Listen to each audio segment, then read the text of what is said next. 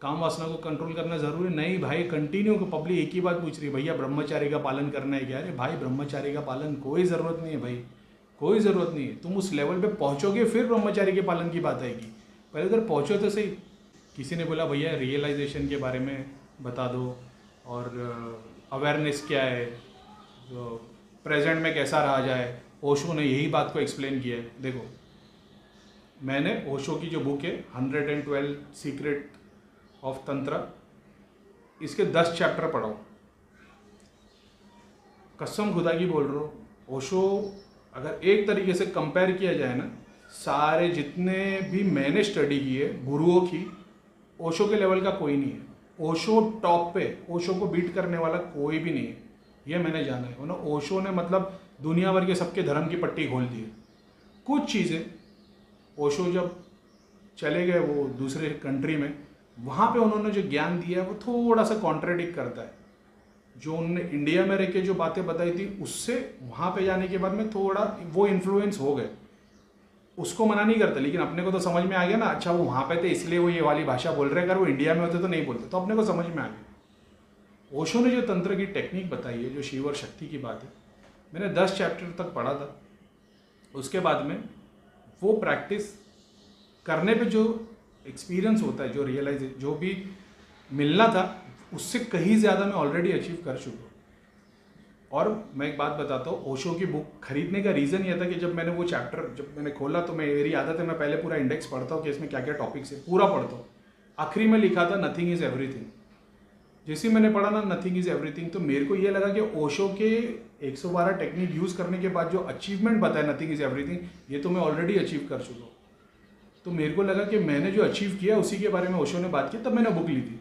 अब जब मैंने 10 चैप्टर पढ़े तो मेरे को बहुतों के लिए बहुत फ़ायदेमंद चीज़ है जो उन्होंने टेक्निक्स बताई है। मेरे को नहीं फ़ायदा कर पाई वो चीज़, क्योंकि जैसे उन्होंने बताया कि प्रेजेंट में सांस लो, मैं ऑलरेडी करता हूँ। ईड़ा पिंगला को विलोम करके तुम प्रेजेंट में क्या, मैं ये प्रैक्टिस ऑलरेडी करता हूँ। मैं पास्ट और फ्यूचर के बारे में ज़्यादा सोचता नहीं, मैं सीधा प्रेजेंट पे काम करने लग जाता। जैसे मेरा ध्यान घड़ी घड़ी पास्ट या फ्यूचर पे आता है, मैं कोई एक चीज़ ले लेता हूँ, पजल सॉल्व करने लग जाऊँगा, टीवी पे कुछ देखूँगा या बच्चों से खेलने लग जाऊँगा, बात करने लग, क्योंकि मेरे को पता है कि क्या चीज़ मेरे को अफेक्ट कर रही है। तो मैं वहाँ तक जाता ही नहीं। मेरे को किसी ने सिखाया है नहीं, ये मेरी पहले से आदत है कि मैं ज़्यादा पास्ट और फ्यूचर के बारे में नहीं सोचता, मैं प्रेजेंट के बारे में सोचता हूँ और वहीं ज़्यादा टाइम नहीं रखता।